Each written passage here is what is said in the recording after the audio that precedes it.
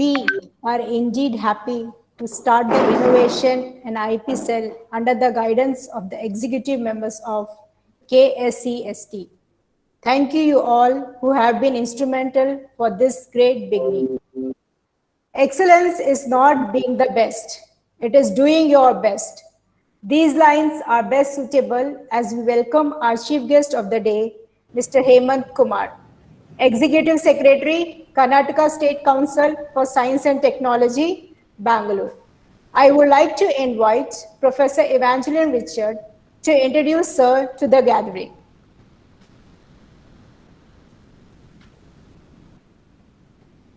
Firstly, we would like to appreciate Mr. Hemanth Kumar for having accepted our invitation and being here with us this afternoon to address us on the respective topic during our FDP. Mr. Hemanth Kumar is currently serving as Executive Secretary in Karnataka State Council for Science and Technology. He joined the council in 1985 as project engineer and has a postgraduate degree in civil engineering from Bangalore University. His areas of specializations are geospatial technologies, spatial data infrastructure, alternate building technologies, watersheds and minor irrigation tanks, and e-governance. He is currently investigating the Karnataka Natural Data Management Systems Program, State Spatial Data Infrastructure Project, and VIS program, besides a few other projects. He has so far investigated more than 25 projects. Mr. Hemanth Kumar has, of course, written many research papers and has published more than 25 journal or conference papers and has delivered a lot of speech talks in national and international conferences.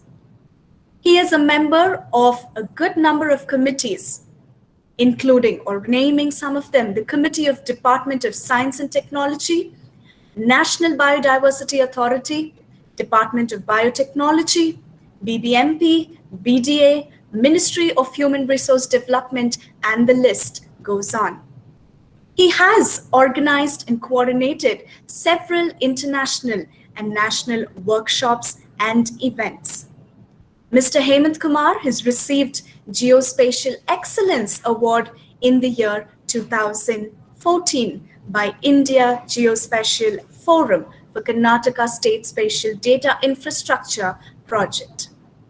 We definitely appreciate Sir's presence this afternoon with us. We render a heartfelt gratitude to you, Sir, and a very, very warm welcome on behalf of the SFS family. We now hand over the session to our guest speaker, Mr. Hemanth Kumar. Over to you, sir. Thank you very much, madam, for the introduction. Good afternoon, Father, faculty, and my friends. It's really a pleasure being here today. I think the initial stages went very well. The madam has clearly instructed the do's and don'ts. I think we made a very well beginning, because I don't see this kind of a crisp and clear instruction to the participants. I think it was wonderful. So, because this is very much essential, especially in a webinar. Just like to inform all the faculty who have been gathered here about what we do and what are the other possibilities in IP field that the college could achieve, or in collaboration with KSCST, in combined what we can do. So I just like to introduce KSCST for people who may or may not know about this kind of SNT organizations in existing in every state. As you know that, as the name itself implies, it's an organization which works mainly in the applications of science and technology. That is Karnataka State Council for Science and Technology. Similarly, we have such councils in every state, basically which looks into taking the benefits of science and technology to the people. Basically, you can say idea to innovation. First of all, from our point of view and the point of view of the present government, it is very much essential for all of the academic institutions or startups or whosoever it is to make a difference to the place we work in. First and foremost is we have many number of academic institutions, both engineering, degrees and medical. Apart from that, we have management, agriculture, so on and so forth. But the issue here is how do we take this, the benefit of higher education and learning to the common man? Because that's what basically a street goer or a citizen will ask me or ask you. Education is good, but how do you translate education into useful product or services which a common man can use? So these kind of S&T organizations were set up basically to look into those things. So our council was established by faculty of Indian Institute of Science and precisely the director of Indian Institute of Science, the then director, Professor Satish Dhawan and Professor A.K. Reddy. So you see that our executive committee is headed by director of Indian Institute of Science, and we have a combination of 50% of the bureaucrats, starting from chief secretary to development commissioner and to the ACS S&T, and we have a good number of professors and researchers with us. So it's a balance of that. So which makes it unique and which makes science and technology exciting, because it's not an organization which looks into science administration, which looks into science, technology, research, development, dissemination, and probably also to a certain level, we also take up turnkey projects in the initial stage to prove a point. That is what we call it as proof of concept. So over a period of time, we have implemented many projects and programs. To name a few, one of them is GIS and remote sensing, usage of technology for better governance. I think all of you must know by this time that the kind of mobile phones that we use, we have a built-in GIS and remote sensing there. If you use a direction or location-based services, automatically you are activating the GIS behind it, working by it, Google Maps or whatever that we are using. So similar kind of thing that we are doing, which is meant exclusively for planning. So this has been there for almost 28 years now. And here I would like to mention one thing. Our state is the first state to make decision making mandatory by using geospatial action plan. That means to say that whenever I make a plan, so GIS has to be mandatorily involved or used. For example, I would like to put up a school, college, or any assets infrastructure. It has to be location based and verified. That means to say that you will have a transparency and accountability for all the works that is taken by the government, all the government development departments. This is unique by itself because we have more than 20,000 properties, assets, and infrastructure registered by online method. That means to say that every Gram Panchayat secretary will have a mobile app wherein he captures the assets infrastructure within the Gram Panchayat or the village and uploads it. So that way we know that all the information is available online, available to anyone for that matter, not just the administrator or the people sitting at the Vidhan Sabha or MS building. It's for everyone. I think in the future is that if anyone wants to see anything that's happening in any place, it could be a word, you should be able to see it. So that's one of the pro. Other one is the water. Water is, as you know, that Bangalore or any big towns, they really worry about water, especially during the summer days. So Karnataka government actually brought up the rainwater harvesting policy. This is possible because the council worked with BWSSB. So because of our continuous and constant effort with BWSSB, we were able to bring out a rainwater harvesting policy in 2019. And before that, we were doing a lot of work on rainwater harvesting, and we also have few patents on RWH. And later on, once the policy came in, we started providing training to engineers, architects, members. So that whole gamut of people or stakeholders involved in rainwater harvesting were trained, both in the implementation, also in the economics part of it. So then, I think over a period of 10 years now, we have close to 1.6 plus dwellings adopting rainwater harvesting. And we also started compliance recently. So we have also issued notices to 60,000 properties you are not implemented. That means it goes hand in hand. One is people will be told, okay, this is mandatory. If you don't use it, it becomes a compliance. So then we need to see that they also implement. So this way, the burden of bringing water from a long distance, that is from Mysore, will be slightly reduced. I think over a period of time, if all of us do this in each and every household, I think it's wonderful. So you don't have to totally depend on the water that comes from a long distance. It costs you quite a bit because the rainwater is simply you catch wherever it finds. That's all it means. So apart from that, we also do other works like surface water body restoration, watershed management. This is a continuous process for us. We work with Agriculture Department, Watershed Development Department, Rural Development Panchayat Raj, and Planning and Statistics Department, so that whatever that we do in terms of JS remote sensing water energy goes to the people.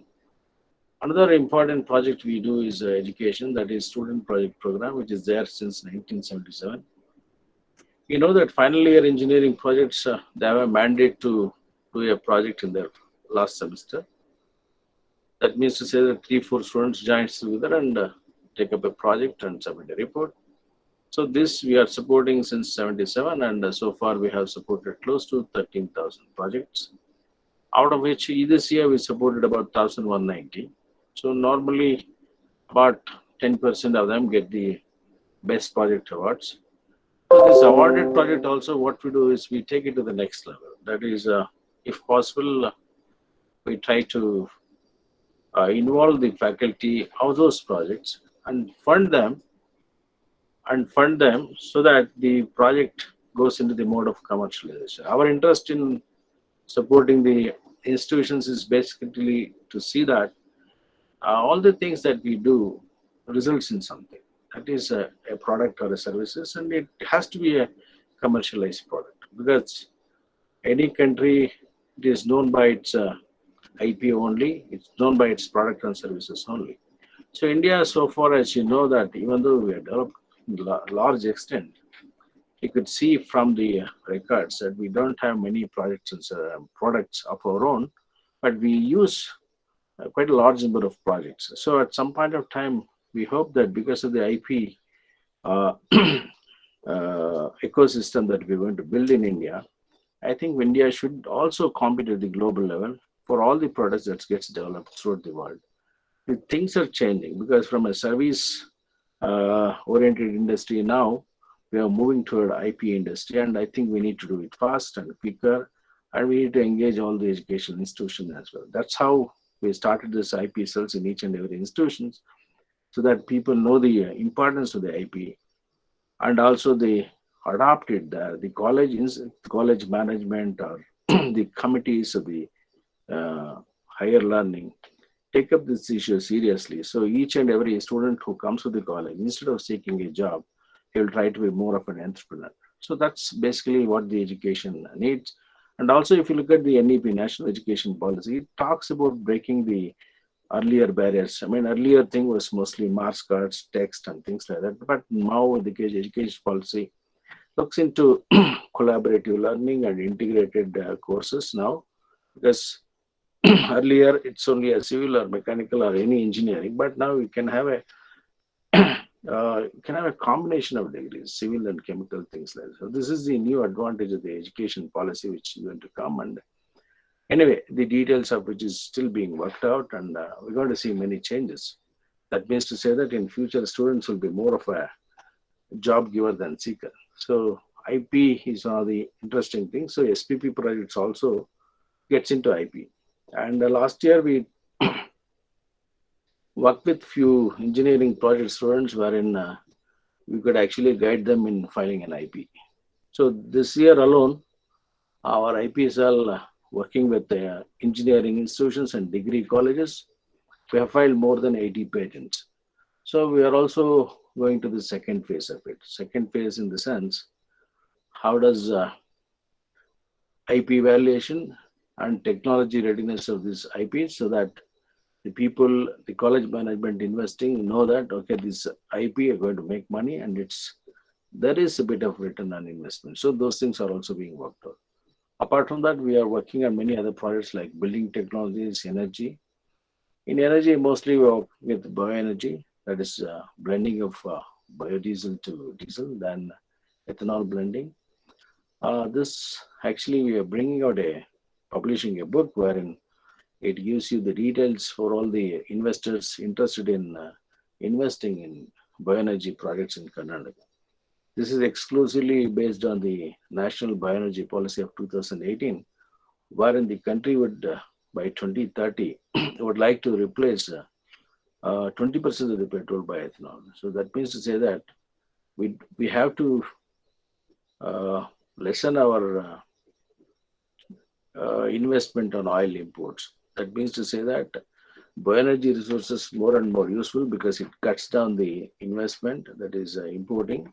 Second thing is mostly environmental friendly, and it creates a huge employment opportunity in this sector. This is one of the interesting area which is going to be in a big way. And housing is also one area which we are very much working from almost close to 4 decades now. So we have a plethora of technologies in walling and roofing elements, and all these things are established. And in Bangalore alone, we have so far built more than 20,000 houses using these technologies. All over India, it could be more than 1 lakh. That means to say that in Bangalore alone, our technologies did a business worth about 20,000 crores. So this is the kind of impact that we look at in any projects and programs. So we would like to see that, just like my council, other institutions should be doing something related to, apart from giving education, they should also look into the capability of the students and the faculty to do much more, to become knowledge society. They need not actually produce anything. At least if they have an IP, they can at least license it out for someone else to do it. Otherwise, if they're interested, they themselves can do it. So there's some of the activities that we do under IP cell, which is of today's interest, along with the National Education Policy. We work on patents, copyrights, trademarks, design, and geographical indications. And what is it we do in KSCST? See, our main focus is to build a IP ecosystem in the state of Karnataka, wherein not just filing IP, we would like to have incubators, we like to have a startup facilities, we should like to have something of real estate in the colleges, so that someone wants to do something. In some colleges, it's already existing. They will create a separate building for that.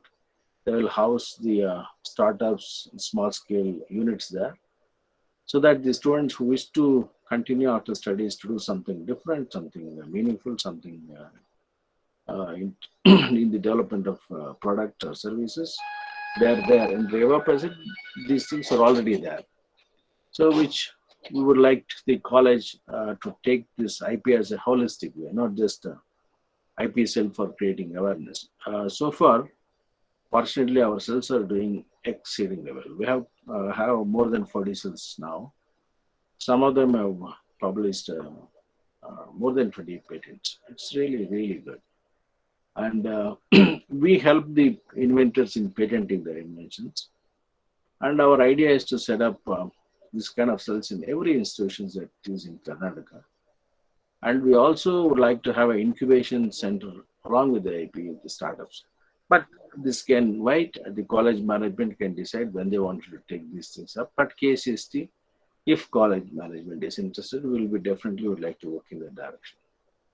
And also for especially engineering projects, we would like to have them IP protection. So that's one of the things. And we are also trying to collaborate with industry and academia. So we bring them on the same platform so that commercialization of innovative projects could be a reality. I think some of them are working right now. So out of the 80 patents, some of them are already commercialized. This year, we invited applications for awards and the startup as well.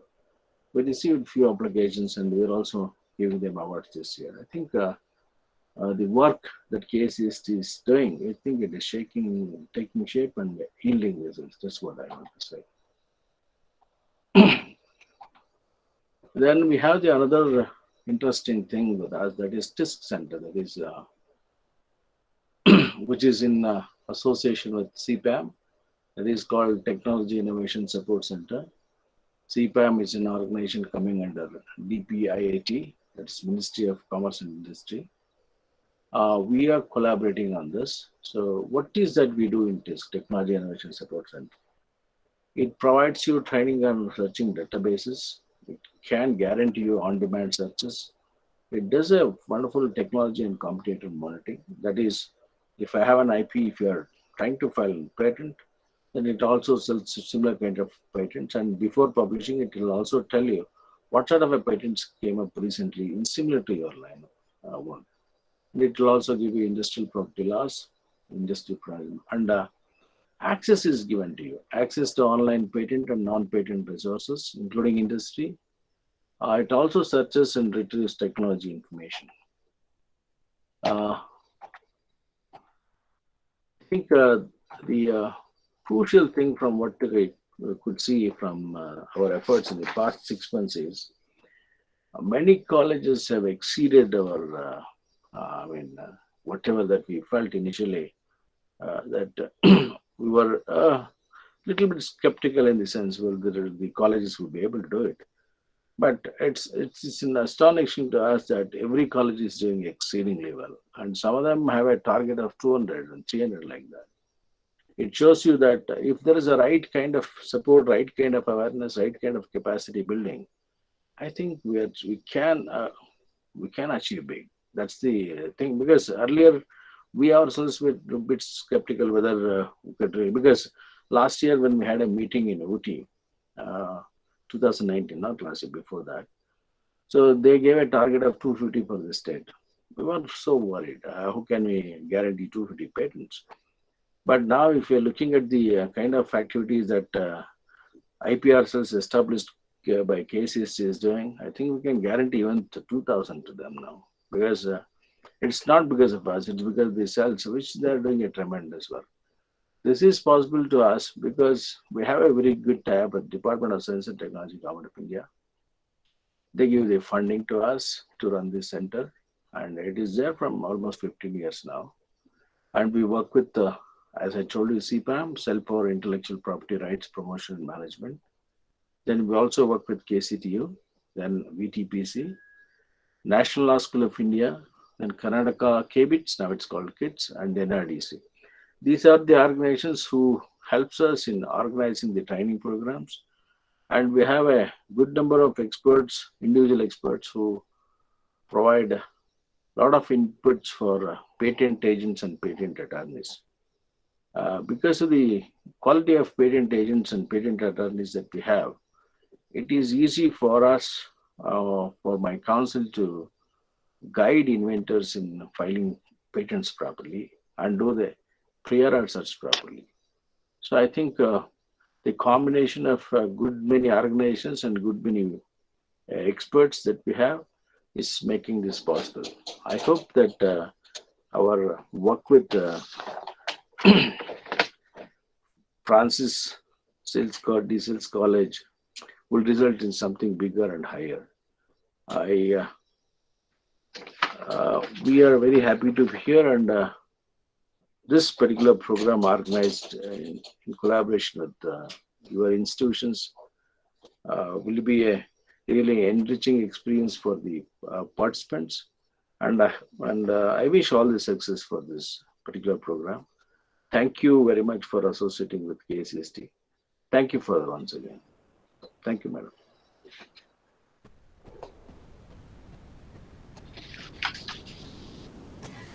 Thank you, sir, for that informative sharing and for your time. We would like to once again appreciate you for your time with us. Thank you.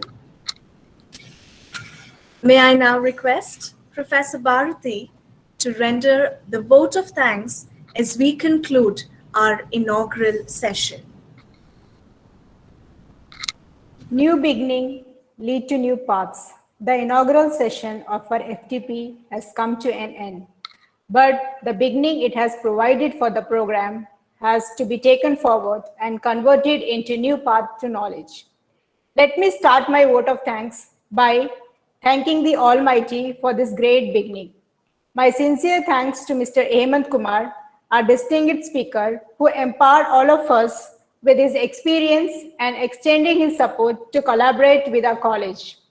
Thank you, sir, for illuminating all of us with your magnificent information and giving us the essential documents on importance of innovation and IP research.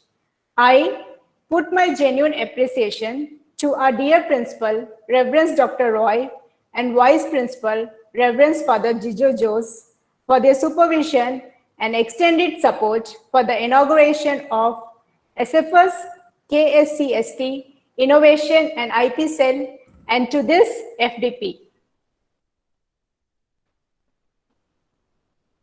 And ultimately, nothing could be flourishing without the support of the participants. My sincere appreciation to all the faculty members, research scholars, and participants from numerous colleges and institutions for being there with us today. I acknowledge everyone for providing your support and help in making the program a successful one.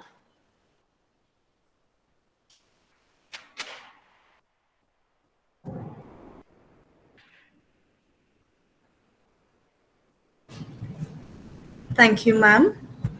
So with that, we come to the end of our inaugural session.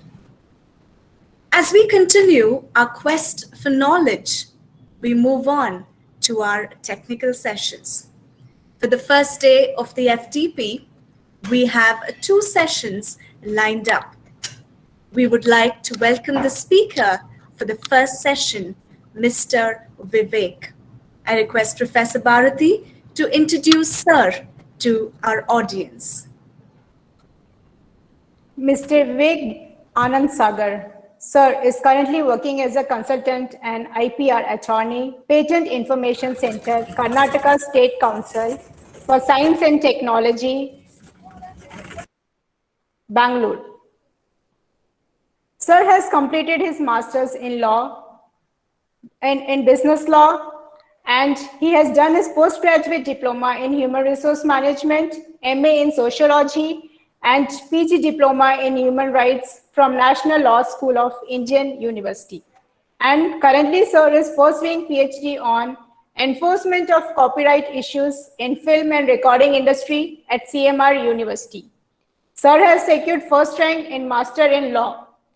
Sir, not only having a biggest line of qualification, but he is an international consultant for Kunming International Arbitration and Mediation Service Center, China, and is independently practicing as an advocate in Bangalore in the service center in the field of IPR and civil litigation. Sir has been working as a guest faculty in Rahmania College of Law, Bangalore. He is a consultant in Karnataka State Council of Science and Technology, IISc Bangalore, and had been an honorary designated as research associate, and accolades goes on in his list. As a part of research team at NLSIU, Sir has been involved in publication of March of IP law newsletters. He has involved in organizing national and international conferences as a part of CIPRA and Ministry of Industry and Commerce Chair and on IPR at NLSIU. Sir has published many papers and articles in many books and journals. He has been invited as a resource person from various institutions and organizations and delivered guest lecture on the subject Intellectual Property Right by Ministry of Micro, Small and Medium Enterprises. It's a great pleasure for all of us having such an eminent personality among us. Now, I would like to invite Sir to take over the session and enlighten all of us with his knowledge. A very good afternoon, one and all present in this particular program. It's indeed a delight to me, on behalf of Karnataka State Council for Science and Technology, to be part of the St. Francis College. I remember when I was at the college in the year 2019 and conducted one faculty discussion program on intellectual property rights.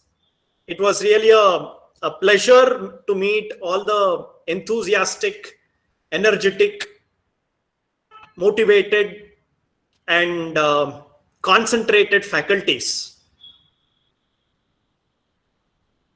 In continuation of that, I would like to congratulate revered father, as well as the institution, the coordinator of this intellectual property cell, and all the executive members and advisory members of the intellectual property cell for opening up the innovation and intellectual property cell at your institute.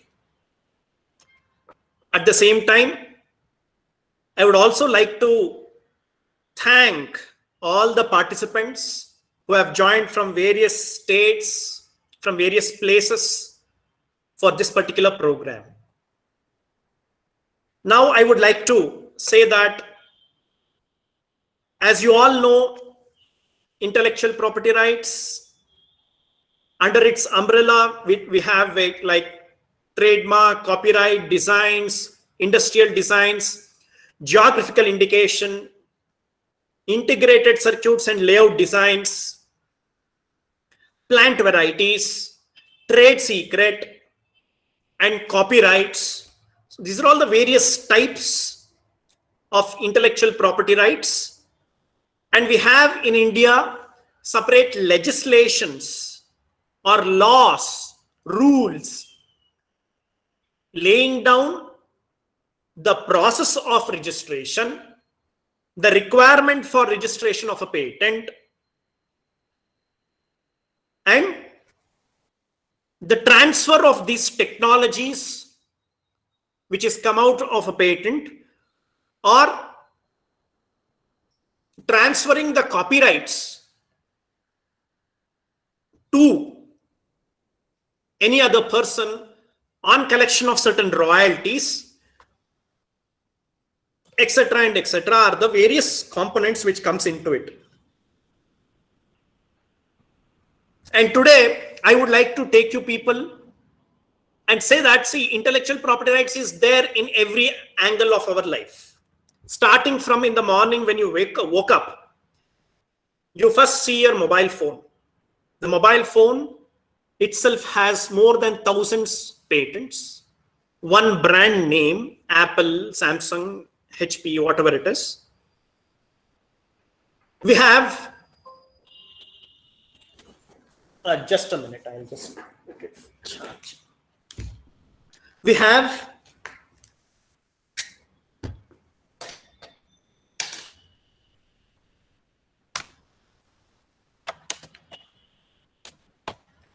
after that, we start with our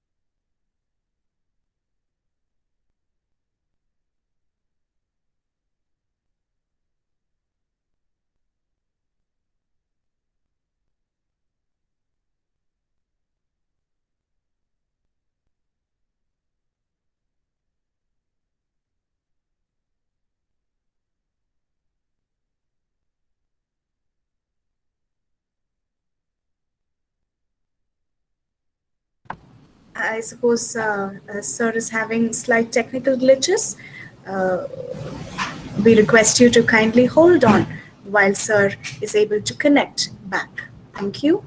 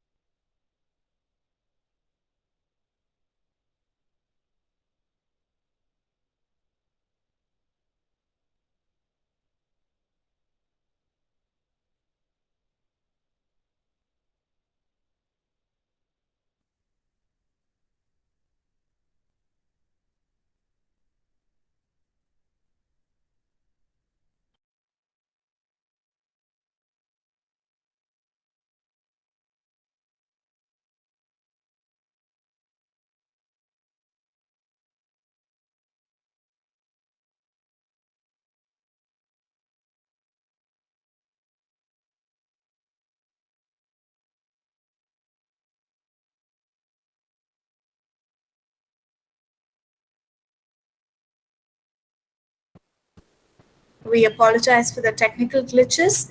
We are expecting Sir to join again. Yes, we do have Vivek Sir back on track here. Over to you, sir.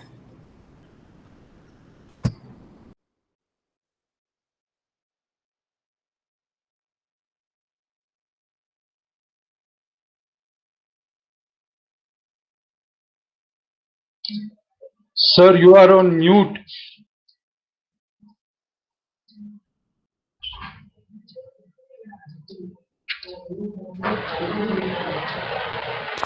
Yes, No I voice. was referring that.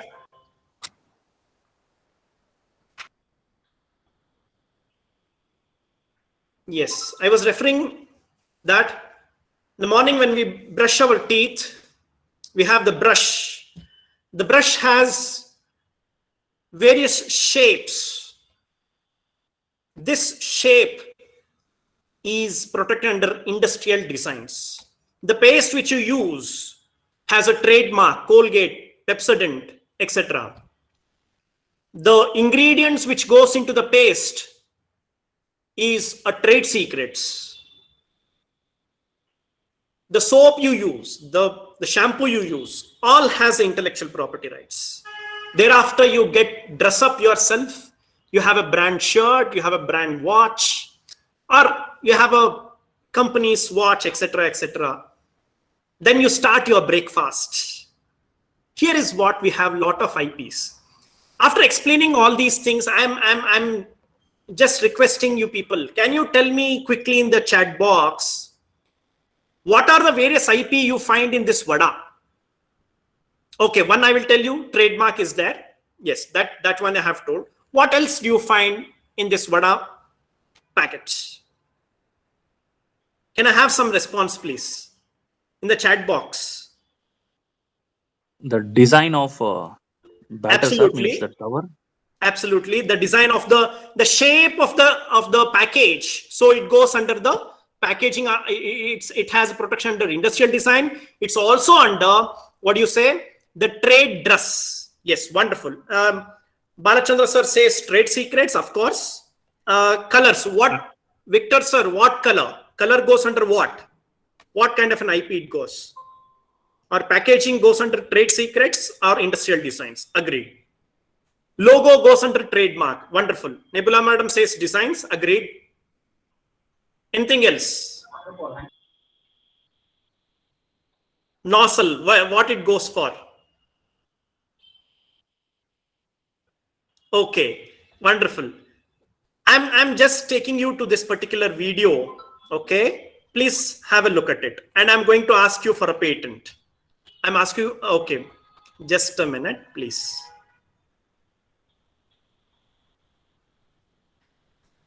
Yeah. Hope you are you able to see this YouTube video? Can I play it? Can the host respond? Yes, sir. Yes, yes. Wonderful. Yeah.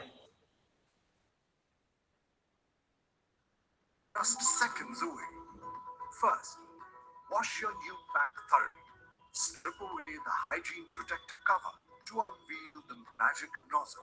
Unlock and unscrew the nozzle. This moving part is the batter cutter. Check to see if the oil is hot. Hold the pack above but close to the oil. Take care, that's hot oil. Lift the cutter upwards like this. Gently squeeze the pack to force batter out of the nozzle. Watch the batter take the shape of a vada. Slide the vada cutter down to drop the vada-shaped batter into the oil. Take care. Don't let the batter splash in the hot oil. Fry both sides to golden brown. Drain extra oil out and serve. If batter accumulates at the nozzle, wipe with a clean tissue or cloth before making the next one.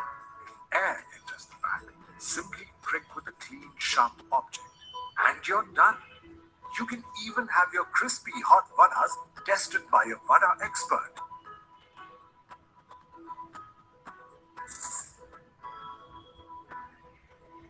Success! But of course, with new ID vada batter in a pack that shapes batter into vadas, everybody can vada. Yes. My question to you all is, you all saw this, right? Now tell me what's happening. Just a minute. Yes. Yeah. Okay. Have some response. Dr. P. Kali Madam says, user friendly, Ramesh, etc., etc. Okay. My first question is, I would request Nebula Madam not to answer because she know. Hence, I would like to say to others. See, vada making is a art. You know, not everyone can make a vada, especially the exact 360-degree round shape and a hole in the center and crispy and crunchy. You know, that's really a art to make it, right? And not everyone can make it, but he made it everyone to make. Okay. So, is there an innovation? Is the first question. I just want yes or no answers. Yeah. Yes. So there is an innovation. Wonderful. There is an innovation. So if there is an innovation, what is an innovation which you are seeing here? What is the specific innovation which you are seeing? And this innovation, how you can protect it under the IP regime? That's the question.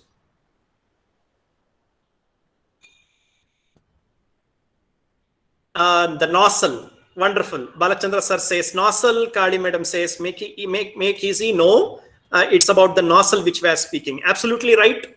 Most of them have said that. The shape, of course, the shape, fine, shape, agreed. But it's about the nozzle. What are you going to do with this nozzle?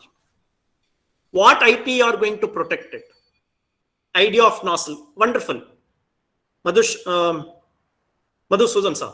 No, the question is, with this innovative novel or the idea of nozzle to bring that vada into exact shape, what protection you are going to take? Are you going for a copyright?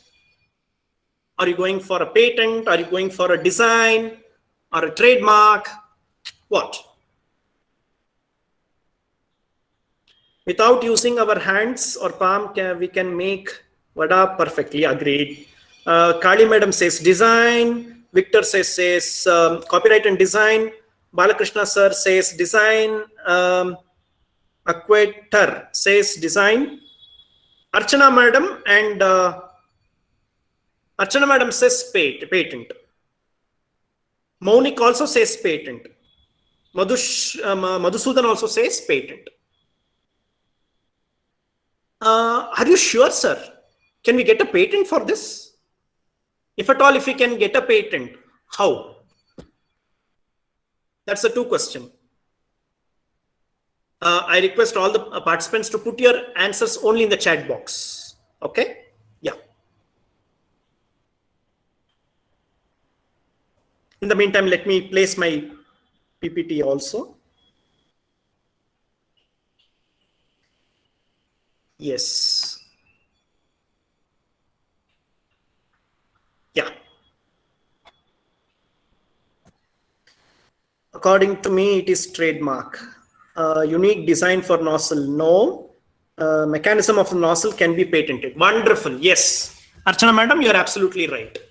Sir and madam, there is, for getting a patent, basically there is three major requirements. What is that? A patent requires a product or a process to be novel, non-obvious, and industrially applicable. Only three criteria. What is that? What is novelty? Novelty means this product which you have brought out should be new on the day of patent filing. So this product, when it came to India, when he had launched, before that there was no such kind of a thing, especially for using for this purpose. So it is novel. Is it non-obvious? What is non-obvious? Okay, can anyone tell, is it obvious for any person who is skilled in the art to come out like this? Is it obvious or non-obvious? This vada making process which he has made this nozzle, is it obvious or non-obvious? That's the simple question I'm asking. Yes or no answers, please.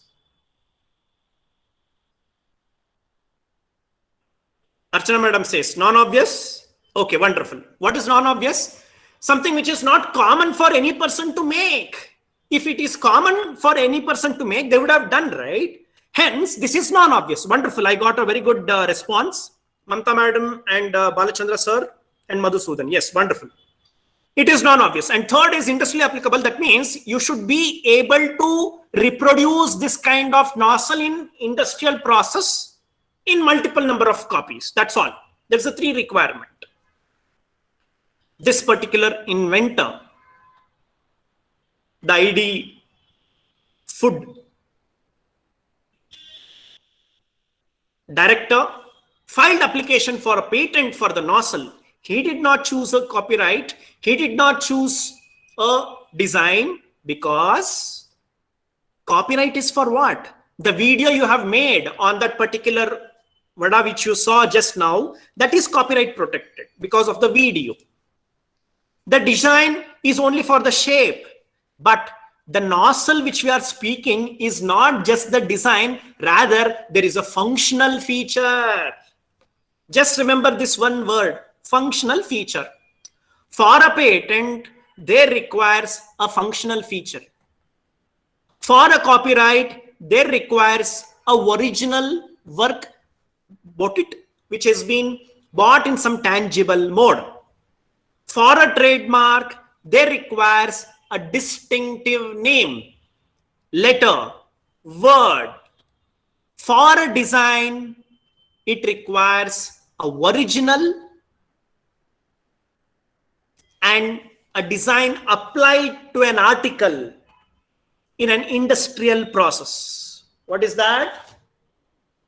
A design applied to an article in an industrial process. Simple is this book binding which you can find.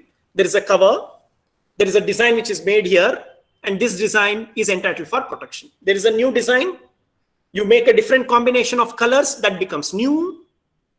And all that which you have to do is you have to put it into some kind of product.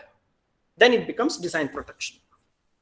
Right? So this is what overall we say intellectual property rights understanding. Let me further go ahead. Has my slide changed to the 4th slide? Can anyone give a response? Yes, sir. Yes. Wonderful. So this is a small introduction. See, throughout the history, there is a need to innovate has been a center for economical development for any nation. Okay, we are all innovative from our from a very generation to generation. Throughout the history, if you innovate, see today why we see at United States, why we see at China for their products is because they are keep on innovating. They come up with new products, high products, bigger products, or what do you say, very technically highly standard, tested, work hard, etc. Everything has been done, especially in the defense sector, etc. So that has, and if you show this, that means your economy is good. At the same time, because of pandemic situation, the innovation has become even more pertinent for the world to drive for the growth. Why? One, vaccination. People were everywhere, trials were happening, everywhere people were dying, people were suffering. To overcome this particular suffering or the problem, here there is only 3 major things which you have to see, sir. One, you should identify a problem, bring out a solution, and such solution can become a IP protection. What is the problem? People are not able to bear with this particular COVID virus. They are not able to cope up with it. They are not able to, they are not able to generate antiviruses for that. So that is a problem. Scientists identified what is that particular thing which is causing for its growth, and how do we bring a full stop for it? So the answer was vaccination. So there is a huge research happened at various countries at various level. People brought out vaccinations. They filed patents for the vaccinations. They filed patent for the vaccine. The Covishield drug is a patented product. It has been licensed to 5 manufacturers in India to manufacture and sell it. That means the technology is being given how to manufacture the particular vaccination and to be marketed. That's what it is happening. That's with respect to. It's not only about vaccination. It's all about your masks, your ventilators, your testing equipments, the antigen test which they make, right? That's also patented. Yes. So various innovative products you have to keep on innovating if you want to lead in the economy. Now, coming to an education institution, do you find there is intellectual property generated at the education institution? Can anyone say that what is produced by an education institution? It is the students for the degree. That's what we usually generally or very vastly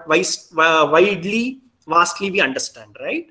Can anyone tell that does education institution generate intellectual property rights? How many of them agree that whether the education institution generate intellectual property rights? Do they generate patent, trademark, copyright, designs?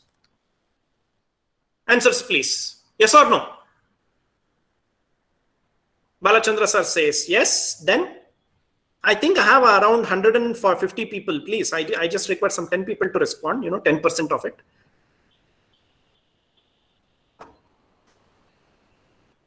Dr. Kalai sir says, then Archana madam, Madhusudan sir says, okay, everyone says yes.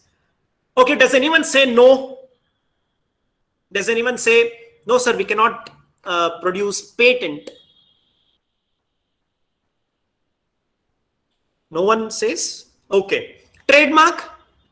Does education institution produces trademark? Yes or no? Industrial designs, trade secrets. Everyone agrees that no, sir, we are all creating intellectual property rights. What are those? How are those? I'll just put out in this particular canvas.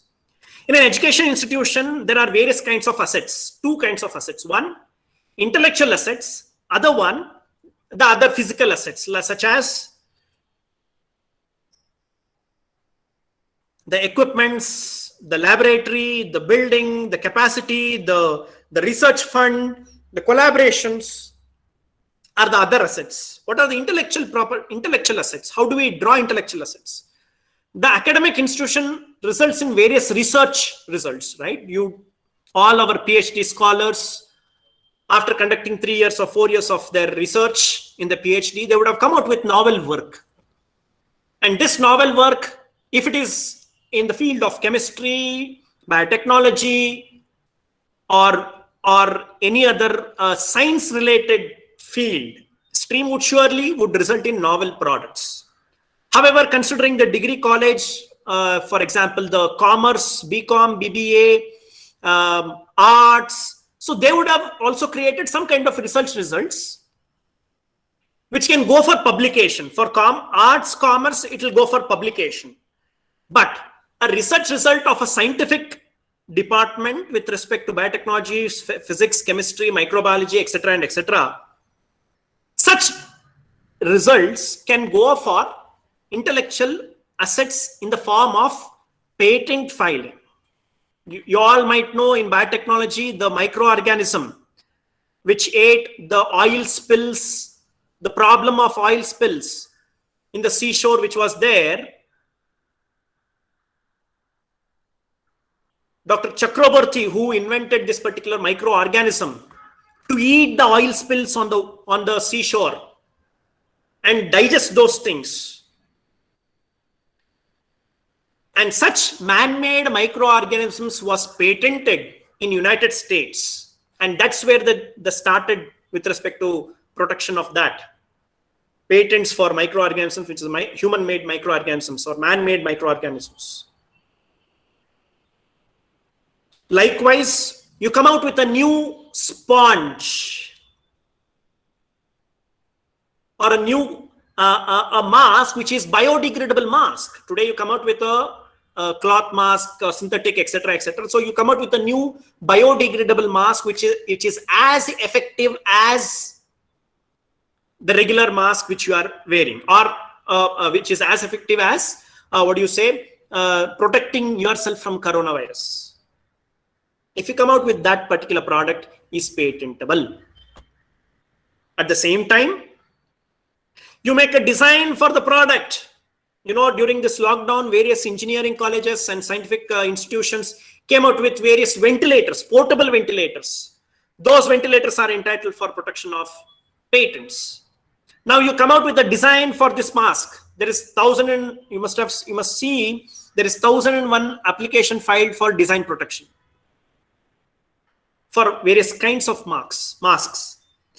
Now copyright and article, you write an article on it that what is the behavior or what is the circumstance of Indian economical system post-COVID situation of second wave. There is an article which you come out with. This article is entitled for copyright protection. The layout design, integrated circuits, you come up with a thermal scanner to identify when a student come into the college, at the entrance there is a thermal scanner which identifies which person is having a huge amount of temperature or which person is having affected by COVID. This thermal scanner will tell. And there is a integrated circuits and layout designs which acts to identify this, and such can also be protected under the Integrated Circuits and Layout Designs Act. Now you come up with a particular homemade medicine or a traditional knowledge, which from a very long time you are been treating a person for, for asthma in Hyderabad. There is one place where for very famous, I believe you all might know. You all might know that there is a fish they put the medicine into the fish and give it to the patient directly. And they ensure that you drink a lot of water and it goes and digests to you, because you should not go and later on open it up and have see what the medicine contains, because they wanted to protect it under the trade secrets. So these are the various intellectual properties which you can protect it. At the same time, there are certain things which you cannot, there is no something like registration for it, but there are there, such as the know-hows, the expertise, that the teacher has a wonderful experience and expertise of teaching, and she know how to tackle with the students, how to administer, how to do. That's a know-how, the expertise. The property information, the idea or the concept. Today, the teachers have come up with various kinds of concept. This Byju's and various other online learning. They say, sir, we have come out with a new concept of learning to the students with various models, model-based teaching, and having direct connect with the national education policy, right? So where it provides for not mere theoretical understanding, rather a practical approach in understanding the concept. That's an idea, the concept, the theory, the rationals, the reasoning, the observation.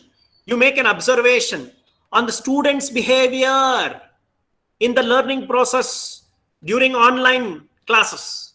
That itself is an observation. You come out with that. That itself is a knowledge. That itself is an intellectual asset. Now, we have created all these things. There are all these things, but have we tapped our intellectual property rights is a question right now for us.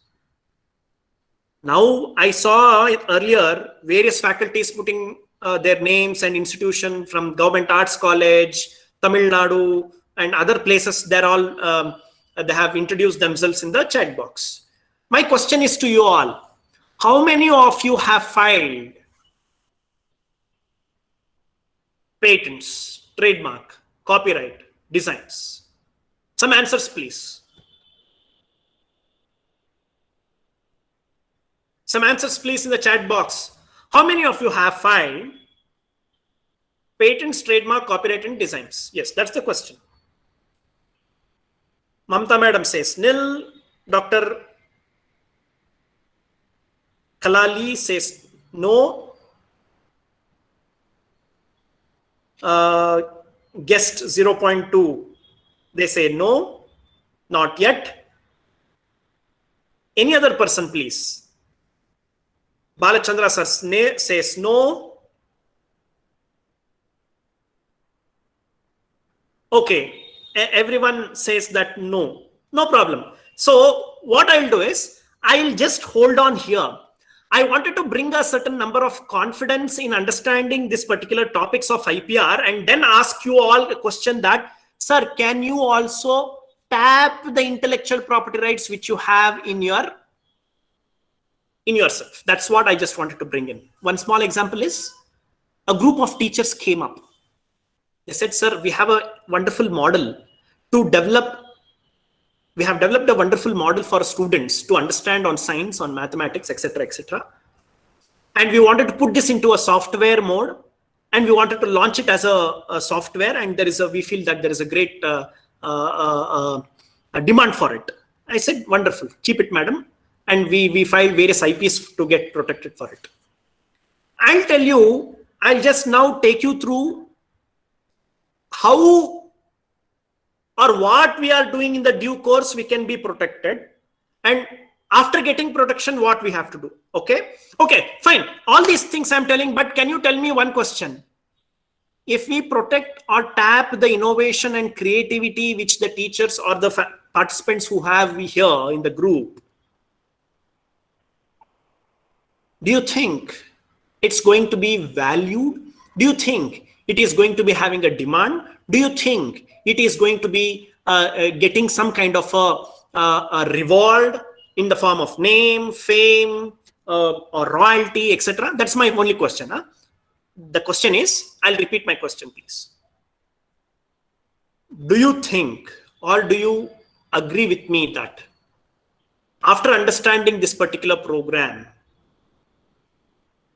will you be able to tap the innovation and creativity which is there within you, which you have acquired so far, and convert them into intellectual property rights, which will result in rewards and awards in the form of name, fame, etc. and etc. That's the only question. Can I get some response? Yes or no? Gokul sir, Balchandra sir, Madhusudan sir, responses please. Yes sir, I agree with you. We need to do it in the education sector. Very good. Balchandra sir says yes. And where is our other teachers? Madhusudan sir, Archana madam, Mamta madam, response please. Shalini madam says yes, yes, yes. Wonderful. In this context, I just wanted to have one more question. That is, does anyone say, sir, I don't think there is anything IP which we can make. See, it's the teachers which we need to teach the students, and that's what we have to do. And what is this, all this IP? IP is not, you're tapping the IP, means you're protecting the knowledge, you're not disseminating. So does anyone have this kind of a viewpoint and say nothing much IP, sir? We should not go for IP protection. Does anyone say? Does anyone agree, differ from my previous statement? Anyone is there? Surendra Prasad sir says sure. Sure means what? Surendra sir, are you differing with the objective of intellectual property protection? I think for the previous question, sir. Okay, done. Yeah, done. No problem. Just having a clarification. Yes. Okay. No person is there to differ.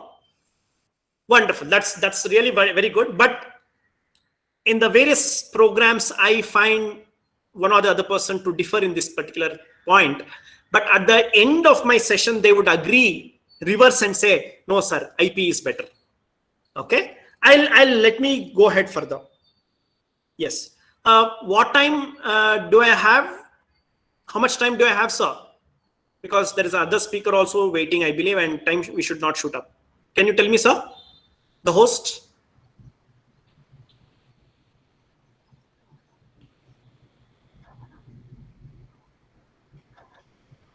Wow, Vivek. that means no time. I can go on. Yes. Sir, maybe another 10-15 minutes, sir. Vivek, another speaker is also ready. So you What have, time should I stop? another 5 minutes, 5 to 10 minutes. Within that, you need to stop. Are you sure, man? I'm just at at slide 6. I have Vivek, 44. I'm here from home waiting for my session. What is this? Sorry, madam.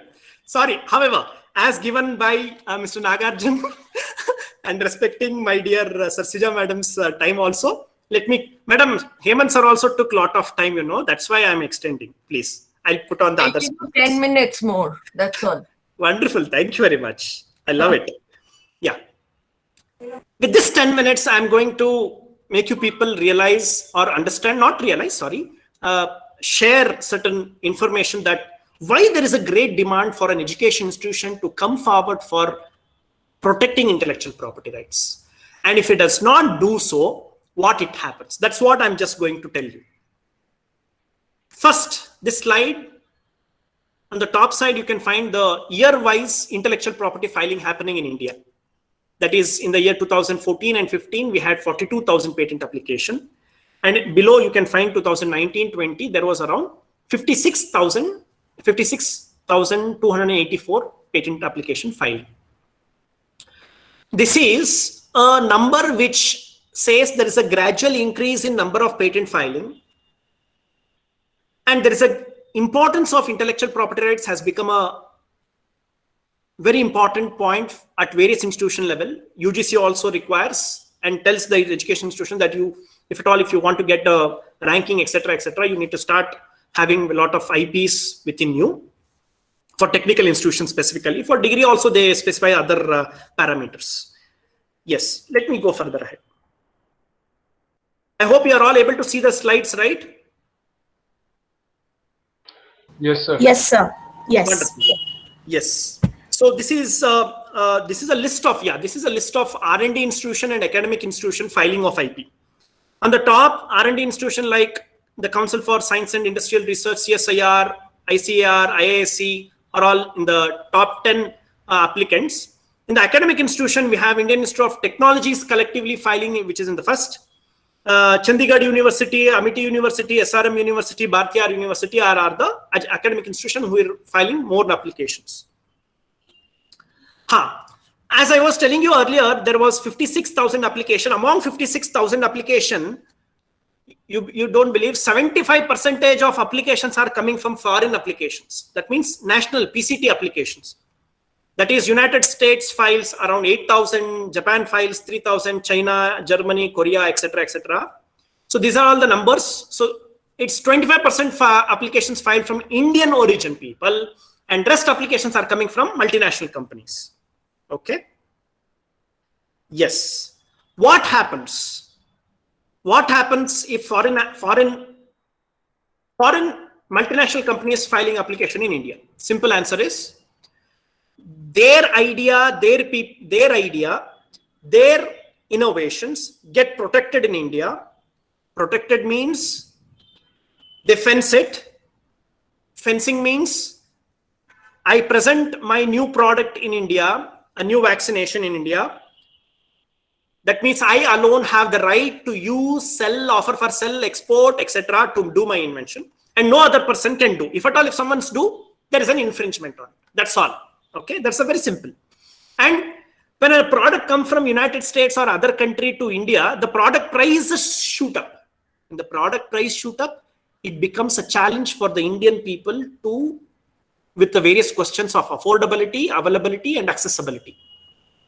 What? Affordable. Apple phone. So costly. How? Because of various intellectual property rights which is there and which has been protected. Which is not affordable, available, and accessible for the people. In the same way, the Steve believed that innovation distinguishes between a leader and a follower. Now, academic institutions, are we going to become a leader or a follower? Are we going to produce the leaders or the followers? That's what we have to decide. If at all, if you wanted to bring leaders, then we have to take risk, innovate, and excel. You can find this slide. I took up from a European website. I think the language is not readable. Nevertheless, you can find in the year 2007, the shares of this, the Apple was around 599, and in the year 2018, it was around 1659. This is a trend how they have increased, adapted themselves in innovation. They came up with the new products every version when they came up with i10, i11, i4, i6, etc., etc. So, if at all, if you want to become a leader, if at all, if you wanted to become in the top way, we have to keep on innovating. Okay, let me skip this. Okay, let me tell about this. You can see these wooden wickets. Here you can find the wickets today, which is happening in the international cricket matches and national matches with the LED bulbs and lights. Earlier in the wooden wickets, we had a lot of challenge in accurate decision making. But today, it has solved the problem. How? This inventor, Mr. Bronte, who came up with this invention with a sensor in the bails, which can determine within one of its 1,000 seconds when the wickets are broken. What was his invention all about? It consisted of LED bulbs, a sensor, and a low battery, and a sensor, LED bulbs, and a low capacity battery capacitor. And a circuit which sends a signal when there is some kind of an objective comes and hits, it says that yes, there is an objective it will hit, hence you glow. For which he filed a patent, and this is a patent application number AU 2010-306420, which is a Australian inventor who filed application in Australia primarily. Then he also filed patent application in India. The application number is 1168. KOL is referred for Kolkata, NP/2012. In the year 2012, he filed application in India. Okay. Now his invention is protected in India. And he said, if at all, if someone wants my product to be placed in the cricket match, he said, you have to pay 40 lakh rupees as a license fees for the product to be used only in Bangalore on so and so date for the match. And if at all, if you want to use anywhere else, you have to take another set of it and you have to take a next license for it. Just imagine 1 day license for 4 set of wickets, they are charging 40 lakh rupees. And that is possible because of a small. What's that, sir? It has a small sensor, a battery, and a LED bulb. Whenever there is a product which comes and hit it, it's going to sense a signal. Today, we all find at various places places where there is a sensor-based light switching off and switching on, right? Whenever there is a movement of any person, the lights automatically switch on. When there is no movement, the sensor senses it and it switches off. The technology he has brought here. What's so great? How we can give patent? Can it be patented? All these questions is very simple to pose, but the answers are yes. You can protect it under intellectual property regime. Let me skip this. As I said, the various types of IP. IP is a creation. It's in the form of innovation, books, painting, symbols, etc. IP is territorial in its nature. Why this Australian person filing in Australia, he could have sat happily that he has got protection everywhere. No. If you wanted to protect it, IP are territorial in its nature. If you protect in India, only India protection. If you want to get it protected in other countries, you have to file application separately to get it protected. These are the various types of IP.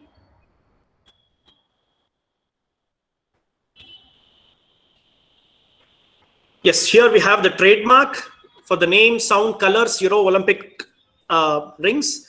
Trademark is protected for 10 years. Every 10 years, you can keep on extending it. If there is a TM that is in a logo, that means it says that application filed but yet to register. R means registered. As I said, once again, patent in the sports or any industry you take plays a very important role. Patent is for 20 years. The requirement for patent is novelty, non-obviousness, industrial applicability. The rights which you get is right to exclude others from making, using, selling, offering for sale, and importing your invention. And these are the few. What was the trade secret? I was telling the trade secrets in the form of techniques, the game strategy, the methodology, are all the trade secrets. A design, as I said, design is in the shape, pattern, color combination, aesthetically appealing to an eye. Design is valid for 15 years only. Design is not granted for functional feature, okay? That you should be keeping in your mind. Yeah, this is my last slide. And I would like to put up the question for this. Yes. You know, I have brought a new medicine for an eye. What kind of an IP I can go for? Some answers in the chat box, please. I can go for a patent. Yes. There is a logo on the product. It's a trademark. Correct. The design of a bottle. What kind of an IP I go for? Shape of a bottle. I can go for a design protection. Yes. What about this? What about this? There is a stand which, there is a problem which we have. When we take this eye drops to our eyes, there is a natural tendency of the eyes to close. So here there is a device which stops eyes from blinking and the medicine directly goes to your eye. What kind of an IP I'm going to protect? There is no great chemistry. There is no great mechanism. There is no great circuits, computer program, nothing. A small device. What kind of an IP I can go for? Sorry, I am not able to see the chat box. Nevertheless, I will tell you the answer. That's a patent. You can go for a patent. No chemical. Is it novel? Yes, novel. Is it non-obvious? Yes. Industrially applicable? Yes. Patent is granted. So your user guide manuals can go for copyrights, etc. A mobile phone can explain all kinds of an IP. So all that which we say is that to be innovative. Sorry, I would like to withdraw the statement and say you're all innovative. The only thing is we need to protect our innovation. Earlier, father at his welcome address, he quoted Mashalkar's statement, publish and perish. That means we faculties or researchers have a great enthusiasm to put our papers into a writing and publish everywhere, tell them what is a new idea you have brought out with. But if you do so, you lose your intellectual property rights. You cannot get it protected. Once you publish a paper and then file an application to a patent office says, hey dear, you have already made your own product into public and it remains no more novel. Hence, he said, publish, you perish. But if you file a patent today and tomorrow you go and publish, you say, sir, I'm an academician, I'm a teacher, I'm a researcher, I need to publish. That's what the points are given for. And if you say, if I publish that perish, then what's the response? So they say, sir, don't worry. Today you file patent application. Tomorrow you publish. No problem. Because patent office will only check today's 12th. Patent office will check anything which is prior to 12th, which is in existing and show it as a reference and say that this is not novel. But he will not go after 12th. Okay. So that's where we are innovative, but protect your innovation. Think out of the box. Don't buy the fake products. Produce original work. This is what all I have to say. And we have many other days to discuss on other subject matters of IP. And we will take it further. And so it has been a very wonderful beginning today for us to have a collaborative IP cell at St. Francis Degree College. We'll take this forward. We at Karnataka State Council are here to support education institution in creating awareness program, training program, protect your innovations through filing of patents, copyrights, design, trademarks. And that's what we are doing. And that's what Karnataka State Council for Science and Technology is doing. And we all call upon, I think we have other participants also in this group, to take this opportunity to utilize a facility at Karnataka State Council to protect your innovation. And today we all have lots of initiatives by Government of India like Make in India, Startup India, Creative India, Innovative India.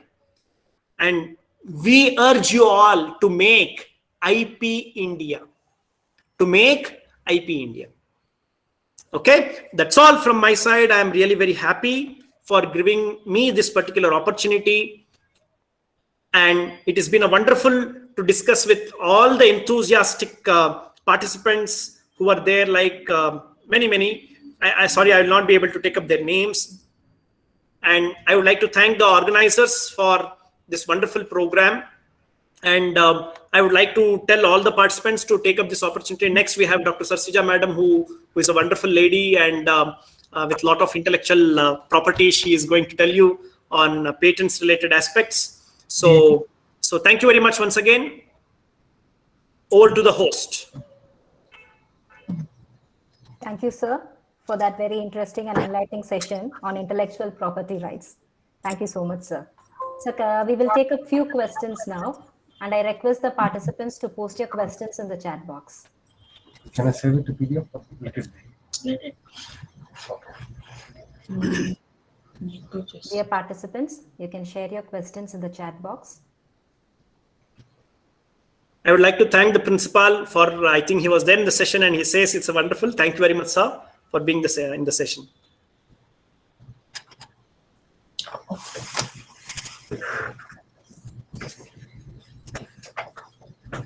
No questions coming up in the chat box means you have all understood very well, and you're all going to make use of it. So one question, one person has asked, like, can you enlighten regarding any patent possibility for any innovating teaching style? Teaching style. See, there is that's what Dr. Sarajisha madam will take you through. What is the requirement for patent? For a patent, there is two things which is required. One, you should have a product as the idli or whatever batter product was there, or there should be a process. For example, process of, you must have said, sir, teaching is also in the process of teaching. No, here the process of extraction of oil from a neem seed. There is a process of extraction of oil. So that process gets patent. Because the third requirement is, of course, your teaching style can be a novel one. It can be non-obvious, but it cannot be industrially applicable. You cannot apply that into the, industrially, you cannot put it into multiple number of copies. Okay? But there are various other modes. How do you put up this innovative style or mode into some kind of tangible mode you have to bring? You should have a product or you should have a process. Okay? There was one software which was built for, the testing of in a chemistry laboratory, because students are not able to use this chemical products by mixing and matching, right? So there was a software which was built to how, if you mix two kinds of product, what is the reaction it's going to happen with the color combination, etc., etc. The software was fed all the details to react in such a manner, and such kind of software which also have a novel hardware can become a patented product. Yes, we can think out how do we come out with that, and there are other methodologies to protect it also. Okay, can the decision to grant a patent be challenged? Yes, Dr. Selvi sir, of course, merely a patent is granted, that does not mean that next 20 years you can be aram se happy, or not 20 years, at least 19 years, 15 years, etc. No, anytime anyone can challenge your patent stating that your invention is not novel, non-obvious, and industrially applicable. Yes. So yeah, I think I have answered 2 questions, and that's what the limit should be, always answering 2 questions. And thank you very much, everyone. Please don't always thank me. If at all, if you want to thank me, you should do one thing, that is register for patents or some kind of an IP and say, sir, because of your session of our St. Francis Degree College sessions, this program, FDV program, we had filed various kinds of IP, and then come back to us and say, then we are happy. Okay. Thank you very much once again. I think I have answered the question and answers also. And now you can start introducing Dr. Sarajisha madam, and let us start her session. Thank you, sir. Thank you for inspiring us also to tap in the resources from the educational sector as well. Thank you so much. Now over to Bharati ma'am. Yeah, session 1 by Vivek sir was very much informative, and it has influenced our thrust for more knowledge and learning. So without any further delay, I would like to call Professor Evangeline Richard to introduce our next speaker, Ms. Sarajisha Padmanabhan.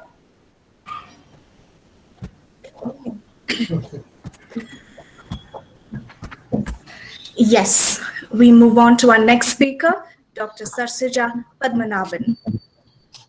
Dr. Sarajisha Padmanabhan holds a PhD degree in molecular biology from Shemyakin Institute of Bioorganic Chemistry and Molecular Biology of the Russian Academy of Science. She was trained as a postdoctoral fellow at the Molecular Biophysics Unit of the Indian Institute of Science and has also completed her Bachelor of Laws from Annamalai University. Formerly trained in the life sciences and chemistry, together with a background in law, has been a perfect fit for the work she carries out. She brings over 18 years of incisive experience in the IP space across diverse technologies spanning pharmaceuticals, medical devices, molecular biology, organic chemistry, and material sciences, with special interest in green, frugal, and smart innovations. Dr. Sarajisha involves herself passionately with the Indian government mission of spreading IP awareness within the country. Ma'am had participated in bringing awareness to numerous schools, colleges, and India's micro, small, and medium enterprise under the Visvesvaraya Trade Promotion Center, Bangalore, and Karnataka State Council for Science and Technology. She had been a study winner in more than 3 crowdsourced studies by Article 1 partners, one of the largest patent search companies in the world. Recently, Ma'am had participated as an individual consultant in a collaborative effort to prepare a guide of identified innovations, inventions in the public domain by the World Intellectual Property Rights, and continues to participate in the efforts made by them. Now, she is also a tutor in the World Intellectual Property Rights e-learning platform. Ma'am, we render a warm and hearty welcome to you. Thank you for being here with us and for very kindly accepting our invitation. Over to you, ma'am. Thank you so much. I didn't know in retrospect, it has happened. All those things have happened, and I'm very happy to be invited here. Some logistics is happening. I have to switch computers, so give me a second. I'll just go to where I'm supposed to sit. I'll come back to you in a minute.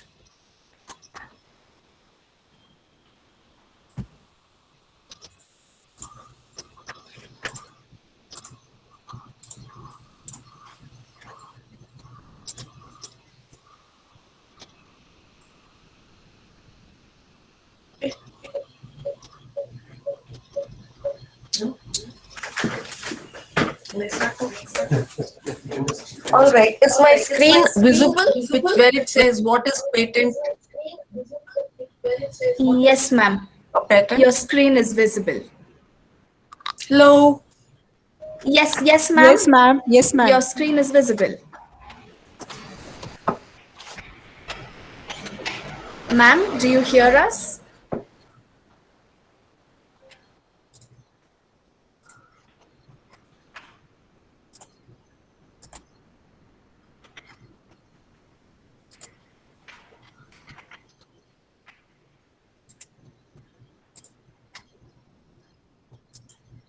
Yeah, this is better actually.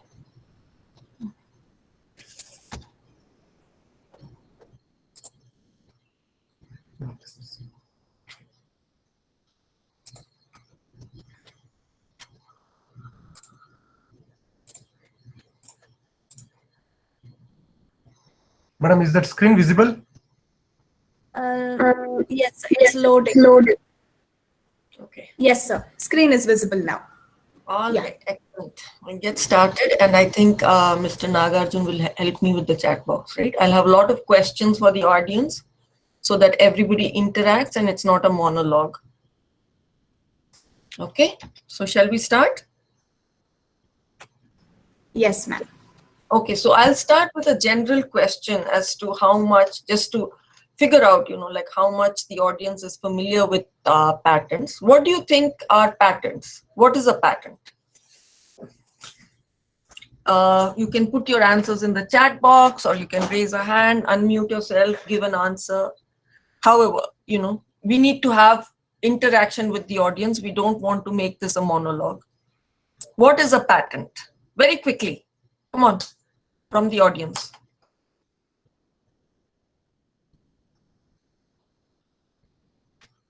Any answers, Nagarjun?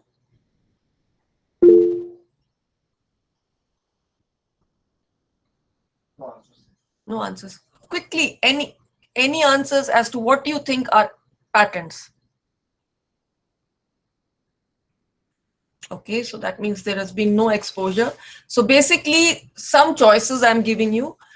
It could be to protect an individual or company's investment in the development of a specific invention, making sure that nobody but the holder can benefit from the invention, sharing information with the public, or keeping an invention secret from the competitors. Which of these applies to what patents are for?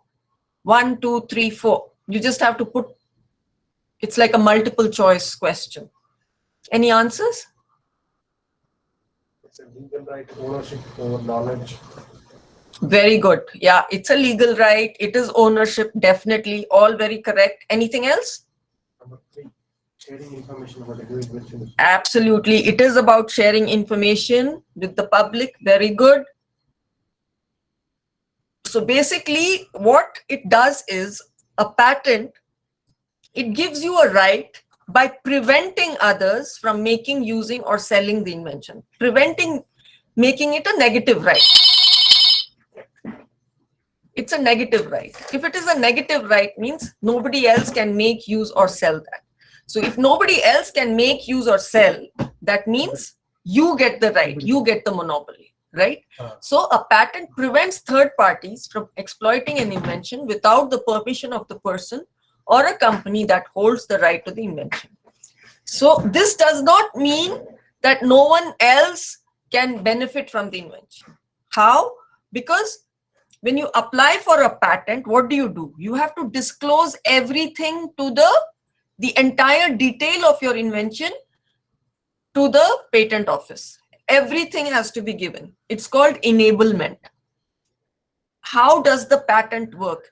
A person who is skilled in the art, if he follows your patent, should be able to make it. That is how the patent office examines it. Okay. And since it's laid open, you can read it, you understand what the development of the technology is. Only thing that you cannot do is you cannot make, use, or sell it. You can read it, definitely. You can understand it. And as I'll tell you later, patents are territorial and they are for a set period of time. So that gives additional benefits. When you do a research proposal, how many of you look at patent literature? Let me see in the chat box. Any answers? How many of you look at patent literature? Do you look at patent literature when you do your project proposals? I am sure you do review of literature. Yeah, so you should look at patent literature also. Okay, so these are some of the things about what patents are for. Now, what does the inventor get out of it? Inventors benefit by gaining the right to prevent others from making, using, distributing, or selling their invention without their permission. So just like any property, intellectual property can also be transferred, sold, licensed to others by its own owners. So in patents, you can inherit it as well. Okay, so it's just like a piece of property. What is in it for us? As well as benefiting the inventor, it benefits a much wider group. Patents are published, putting full details of the invention into the public domain.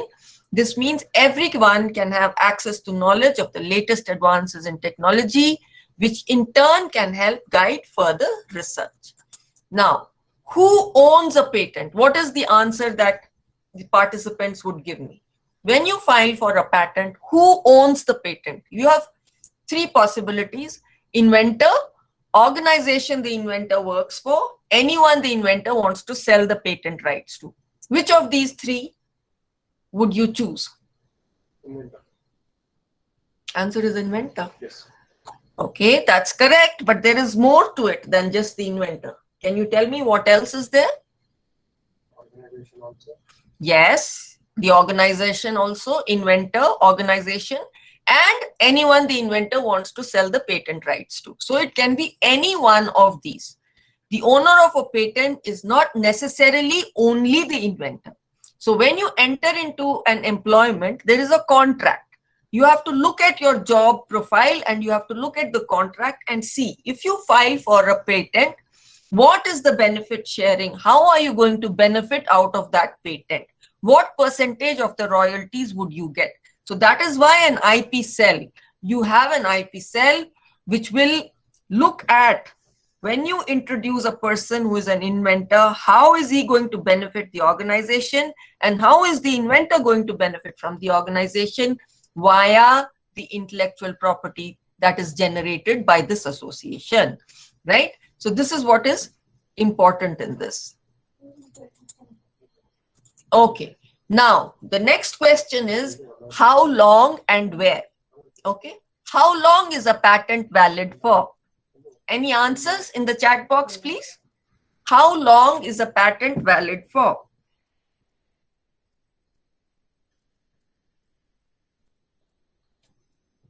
Yes. 20 years is correct. 20 years from when?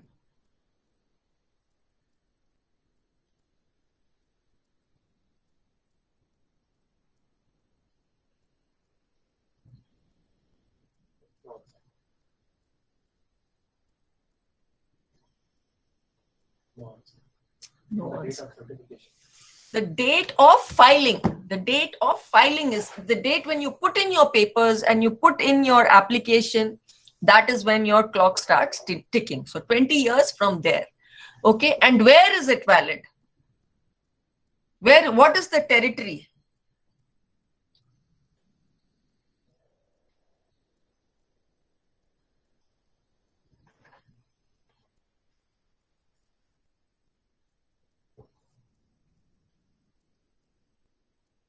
What is the territory where this patent is valid?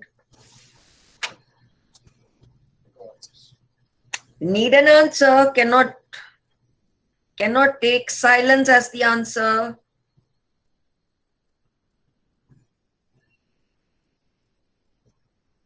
What is the territory? Country of origin. Country of origin. Okay, that's all right. But is that all? Home country. Home country is where you have, see, it is where you file for your application. If you file for your application only in your home country, then you will get protection only in the home country. Now, if you have an invention done in India, you file in the Indian Patent Office, and then later on you file in the United States. Of course, you will get patent protection in the United States. But will you get protection in China? Can anybody who is looking at the patent database copy your invention in China? You have not filed in China. Answers, please.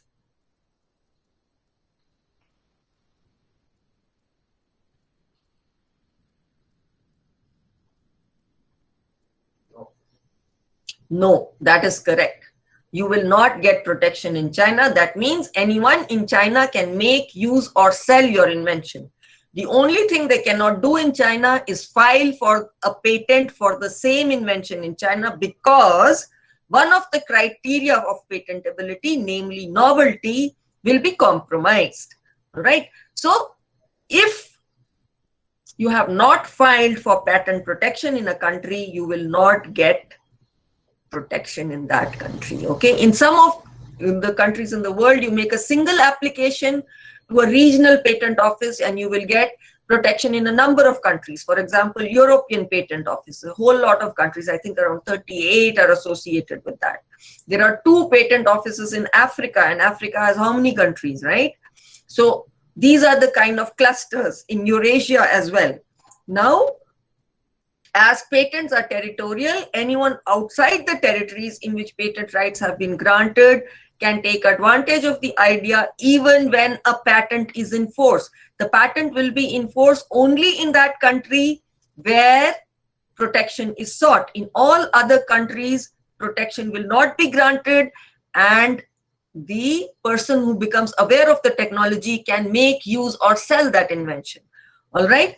And once the patent has lapsed, which it does after the 20 years from the date of filing expires, or if the fees have not been paid, or if the patent has not been maintained, or if it is abandoned, or if the examiner's report or questions are not answered, then it becomes abandoned. Then that technology comes into the public domain and anyone can make, use, or sell that.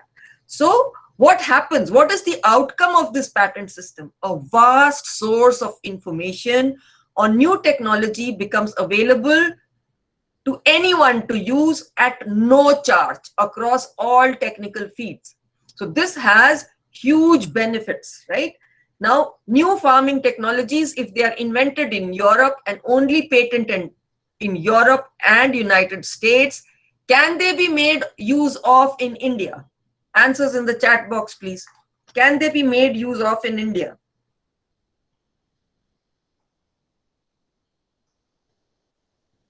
Yes. Yes, very good. So that is the big advantage for us. So if you know the rules of the game, you'll be able to play it. So get into the intellectual property value chain and put your inventions in the pipeline. Right now, we have some questions for you. Inga and Eric are the owners of an industrial printing company that has developed a new liquid applying system that prevents printer rollers degrading through extended contact application to liquid. This is a new technology. What should Inga and Eric do? They are legally bound to patent their technology, publish a detailed description of how it works, or they are free not to patent and keep it secret. Which of these options will you take?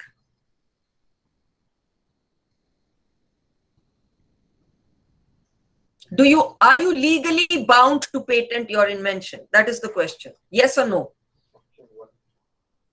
They are not. Okay, they are legally bound is what you're saying. How many of you are saying they are legally bound? Okay, so then you're wrong because you're not legally bound. There is no legal binding that you have to patent your invention. The choice is yours. It is your discretion. You know your invention best. You know the amount of money that has to be invested in it. You know the amount of time that has to go into it. You know what is the requirement of the public, how many people will buy it, what is the commercial return that you will get. You know your budget. However, if you do not patent, right, it is your responsibility to manage that technology. If somebody copies it, the legal system cannot give you protection. If you patent it, the legal system can give you protection. However, it is a costly affair. It is a long affair. You have to go through the time. You have to put in the money and the effort for it. Okay, any questions so far on this?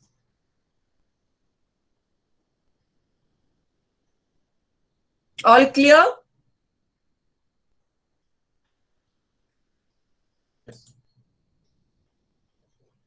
Yes, ma'am. Okay. So we've done that. Now let us go to the patent granting and publication thing. So can you see this flow chart? Okay. So now this is basically the entire process. Okay. It starts with filing. Then you follow that. That is followed by a formal examination. Then there is a prior art search. Then there is a substantive examination, publication, grant and refusal, opposition and appeal. Okay, now, before I proceed, let me just say all this information is from the public domain, right? There was a tutorial on the WIPO website from which I have taken this information. If you go there and look at it, lot of educational material is there. If you want to brush up your fundamentals, you can do that.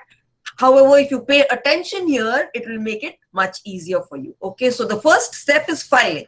What happens in the filing step? What do you do in the filing step? Answers in the chat box, please.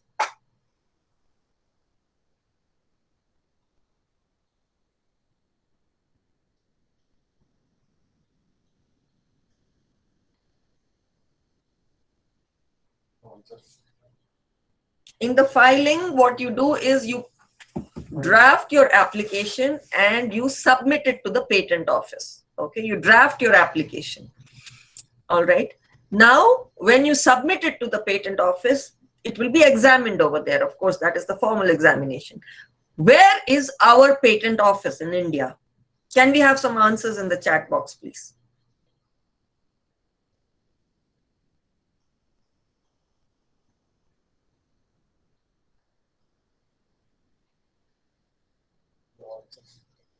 No, this won't do. Where do you think the patent offices are in India? I need answers in the chat box, please. Come on. Yes. Mumbai, Delhi, correct. Where else? No, it's not there in Bangalore, at least not yet. Where else? Chennai, yes. And Kolkata. Kolkata was the first one, and then we had the others. Okay, so we have 4 patent offices in India. That, you know, the jurisdictions are east, west, north, and south accordingly. So where would patents from Bangalore go to? Which office?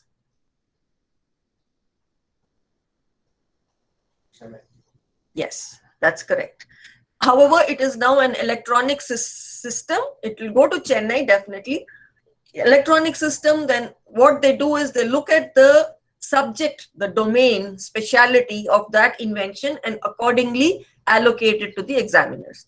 What happens during the formal examination? What do you think happens during the formal examination of the patent application?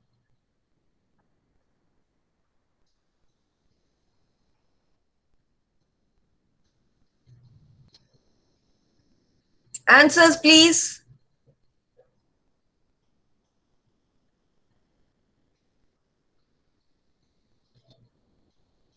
They will check the application. Yes, they will check the application. That is correct. But what about the application? Basically, they will check whether all the forms and fees are paid. Okay. They will just check the formal requirements. They will not get into the technology of the application. Then there is a prior art search. What does this mean? Prior art search. What does this mean?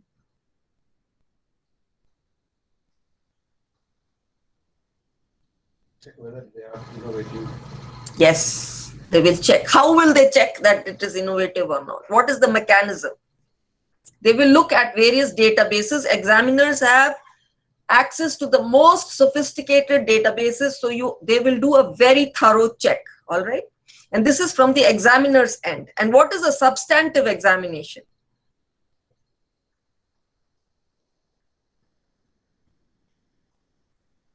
What is a substantive examination?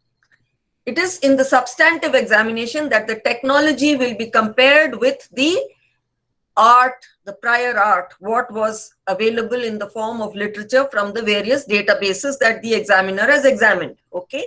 So that is the substantive examination. Then there can be an opposition, or there can be publication, grant and refusal. Whatever the case may be, possibility of an appeal is also there. So these are the various stages of a patent being prosecuted. Okay, right. We will not go through the PCT. We will go to what is patentable subject matter. Okay, what do you think is patentable subject matter? Very quickly, can we have some answers in the chat box, please? You would have listened to Mr. Vivek, Anand, Sagar. He has given clues. I was listening to it. So let me see. Let me check. What is patentable subject matter? Can we have some answers, please?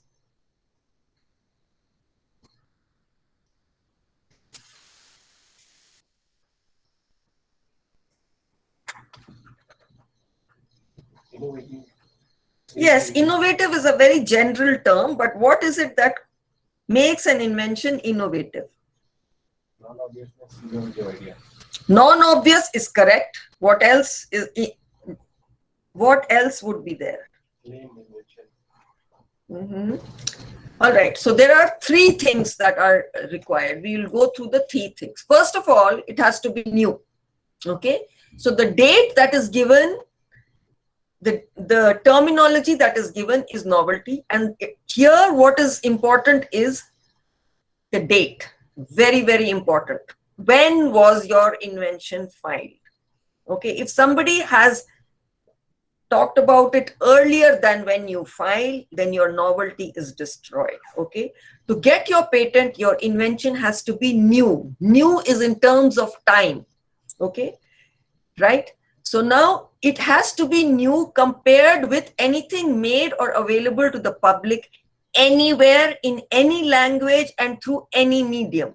So this is an absolute criterion. Anywhere. If somebody brings up a piece of literature which was published in Japanese when you are filing in India, that is a valid evidence for killing the novelty of your invention. It depends on what the examiner gets a hold of. So that is a very, very important criterion. You have to keep that in mind. This evidence can be in patent databases, trade, technical journals, internet, anywhere, even comic strips. These are valid evidences.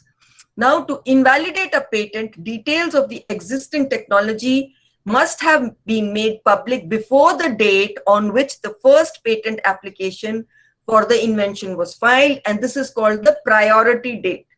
You have to be careful when publishing details of your own invention before filing for a patent. This will destroy its novelty. So don't publish before patenting or filing for your application. There is a limited grace period in some countries, but not everywhere. So be very, very careful about publishing your research work before filing for your patent. Okay, this I remember Vivek saying, but I am reiterating it. Right. Now, what the next criterion is, it should be capable of industrial application.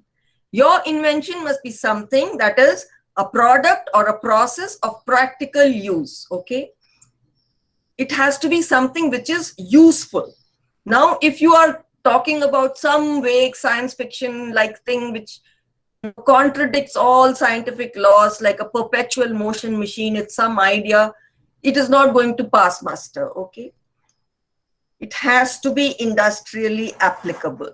And the most important criteria is the inventive step. To be granted a patent, your invention must be inventive in addition to being new. Being inventive means that your invention would not be obvious to a typical expert in the field of technology to which your invention belongs. A person skilled in the art means, let us say you have an invention in the domain of chemistry, then a chemist would be called to read your patent application and see whether he can reproduce what you claim. So that's how they do it. That is what the inventive step is all about. So if your invention relates to a nuclear reactor, it shouldn't be obvious to a nuclear engineer.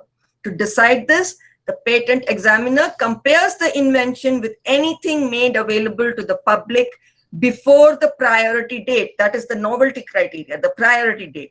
In practice, this means looking at the same sources as those used to determine novelty. Now, there are specific exclusions to patentability. Okay. Our patent law, the section 3 of the Indian patent law, that's what you have to go and look at, right? The three main criteria that an invention must meet to be granted a patent are basically novelty, inventive step, and industrial applicability. However, there are specific exclusions, okay, generally. And these are, like, for example, inventions whose commercial exploitation would threaten public order or morality. Can you give an example of this in the chat box, please?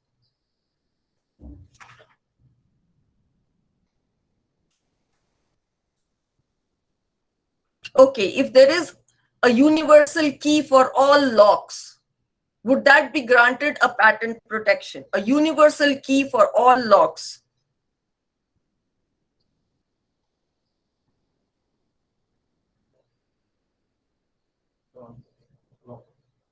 You won't, because a lock is supposed to protect the premises, and you have a universal key, that means burglary. You are threatening that security, right? All right. Also, things which are diagnostic, therapeutic, surgical methods used to treat humans or animals are also not patentable subject matter, but pharmaceutics are patented. Plants and animals are not patentable subject matter. So these are huge chunks of the specific exclusions. Section 3 of the Indian patent law describes it in detail. Okay, now how many of you have looked at a patent application?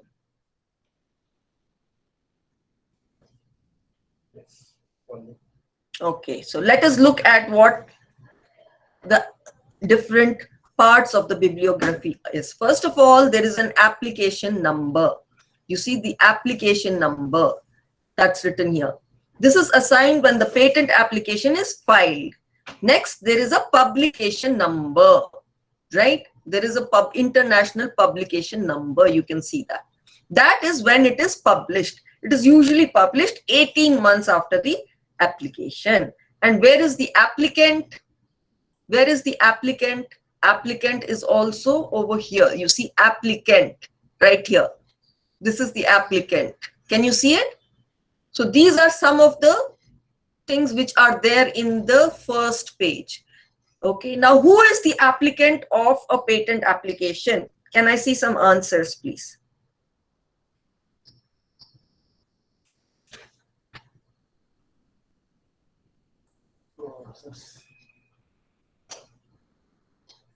That won't do. I just told you all about the applicant, right? So I need to see some answers about the applicant. Inventor. Yes. Owner. Yes. Owner, inventor, and also the organization the inventor works for. So that's excellent. Now let us look at the dates. The publication date. When is a patent application published in the database? Can we have some answers?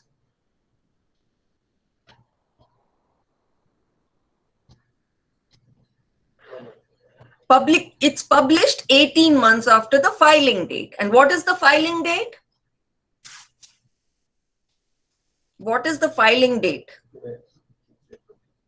If you file it today, then today is the filing date. And what is the priority date? Priority date is the date when it was first filed. You might have filed it in India, China, Denmark, whatever. But the first filing, that date becomes the priority date. And that is on the basis of which novelty is determined. Now, the period of priority. Some questions now for you. John's company thought it was important to protect their invention in their main markets. What do you think would happen if they let the priority period, which is of 12 months, expire without filing internationally? Anyone else can obtain a patent for John's company's invention in Australia if they filed an application there. John's company would be refused patents in other countries if they or someone else disclosed the invention before patent applications were filed abroad. John's company would be prohibited from filing patent applications for the same invention in other countries. Which choice do you take? Okay, quickly, I want to see the answers quickly. We just have 10 minutes more. Okay, so let's see. The company, if the company lets the period of priority expires, what happens? They cannot publicize their invention or sell a product based on this invention or in any other way make information about their invention available to the public before they file patent applications abroad without risking having their patents refused in these countries. Why? Because novelty is compromised. The company would also risk having their patent refused if the patent application in Australia was published or if a competitor disclosed the same invention before they filed patent applications abroad. So that is the thing about priority. Okay. We should be very, very careful about the period of priority. So now some questions and we will end the thing. Now here it is. Basics. What is a patent? Is it a positive right, a negative right, an exclusive right, a problem, a solution to the problem?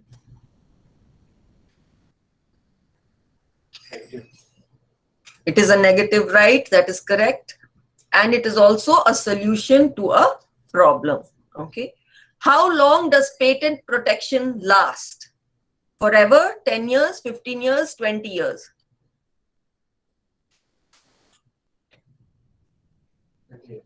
20 years from when?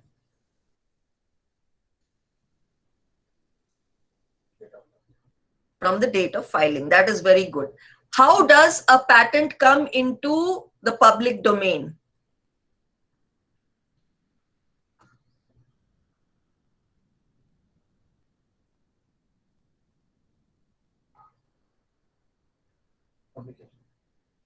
Come into by publication, that is correct. And how, see, what the answer I was looking was, how can you make, use, or sell? The answer to this question. How can you make, use, or sell something that is published in a patent? How and when?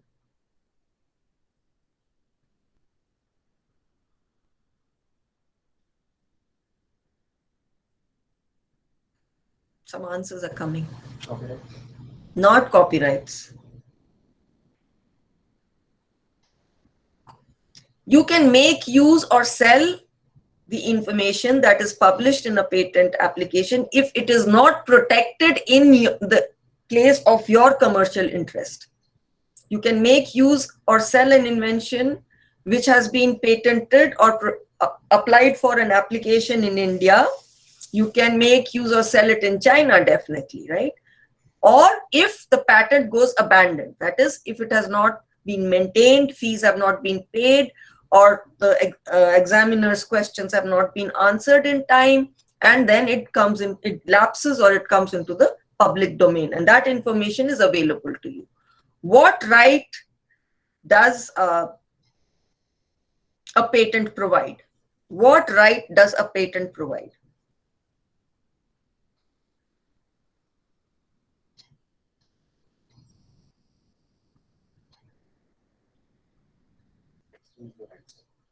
Exclusive rights. Anything else? What does that mean? Exclusive rights means what?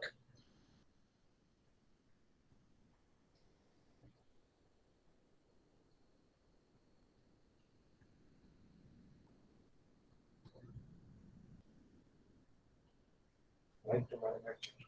A right, see, I have the options are there on your screen. Can you look at that and tell me something? Yes, so basically it's a negative right, right? We said that in the first question. It is a negative right. It is a right to prevent others from commercializing the invention. So if you're preventing others from commercializing the invention, how do you make your money?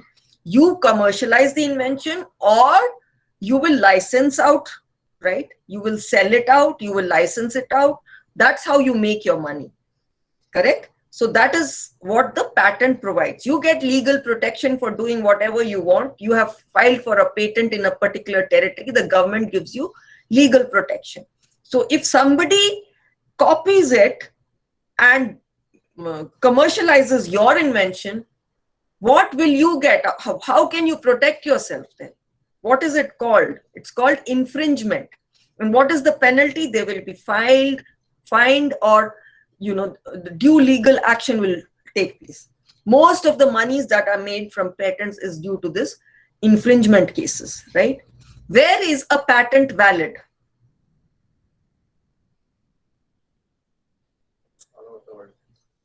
There is no such thing as an international patent. There is no such thing as an international patent, but for reasons of novelty, right?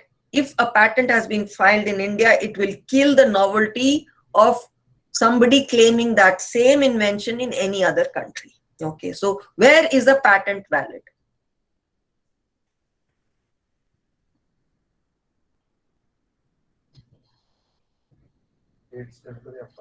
Yes. The country of invention. Yes, in the country where it has been filed for patent protection, right? So basically, this is all that I had for you all today. Any questions now, please? Nagarjun, how do I go back to? Oh, I got it. Yeah. So now I stop presenting. Right. Yeah, I got it. Right. I did. Thank you, ma'am, for that interactive session on patentable subject matter and explaining in a clear fashion the criteria for patenting an invention. So now we will take on few questions. I want the audience to post your queries in the chat box. Something came, some question came. I did not see it. Can you please? Yes, ma'am. The question is whether a molecule deposited in data bank can be patented. No, if you have deposited in a data bank, tell me what happens. What happens if something is in the public domain? You just give me the answer. You see, if anything has been made public, it is not patentable subject matter. Okay. However, if you have invented something, or if you have synthesized something, or if you have made use of something, let us say you've made use of something, a plant material or something, then you have to deposit it in a depository which has been authorized to collect these deposits. by the patent office. So we have one in Chandigarh, we have a depository, we have a couple others in India. Then, so you have to go and deposit that plant material. But a molecule, if it is already existing in a database, is it novel? Can you give me the answer to this, please? Is it novel if it is already deposited and it exists there? Okay, so yeah, so it is not, right? Next question I see here, how do we go about licensing our patent to a third party? How would you go about licensing a piece of property that you have? It's the same process, except that here it is intellectual property and there it is tangible property. Here it is intangible property. Same thing, but you have to go through the IP process. Anything else?